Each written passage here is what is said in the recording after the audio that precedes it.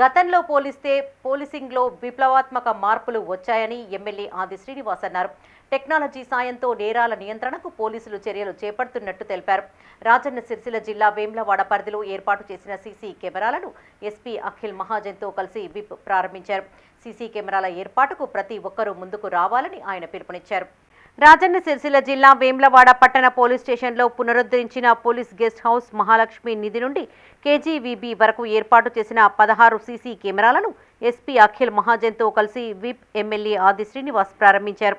ఈ సందర్భంగా విప్ మాట్లాడుతూ వేములవాడ పట్టణ పరిధిలో సీసీ కెమెరాల ఏర్పాటుకు ప్రతి ఒక్కరూ ముందుకు రావాలన్నారు. ఒక్క సీసీ కెమెరా 100 మంది పోలీసులతో సమానమని, నేరాల నియంత్రణలో సీసీ కెమెరాల పాత్ర కీలకమని చెప్పారు. హైదరాబాద్ పరిసరాల్లో కబ్జాకు గురైన వాటిని వెలికి తీసేందుకు హైడ్రాను ఏర్పాటు చేశారన్నారు. భవిష్యత్తులో జిల్లాలోనూ కబ్జాకోర్లపై తగిన చర్యలు తీసుకుంటామన్నారు.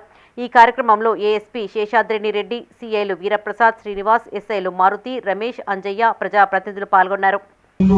వేములవాడ పట్టణ ప్రజల, ఈ ప్రాంత ప్రజల, రాజన్న దగ్గరకు వచ్చేటువంటి భక్తులకి వేల రోడ్లు ఎప్పుడు వెడల్పైతే 30 సంవత్సరాలు చూస్తున్నటువంటి రోడ్డు వెడల్పు సంబంధించిన అంశం 80 ఫీట్ ఏది ఉందో ఆ అంశంలో కూడా గౌరవ ముఖ్యమంత్రి దృష్టి తీసుకుపోగానే దానికి సంబంధించి కూడా ముందుకు పోమని అధికారులకు ఆదేశాలు ఇవ్వడం, గౌరవ కలెక్టర్ గారు మీరు చూసిండ్రు 4 రోజుల క్రితమే మరి ఈనాడు పేపర్లో కూడా భూ సేకరణ సంబంధించి ఒక ప్రకటన కూడా ఇవ్వడం జరిగింది.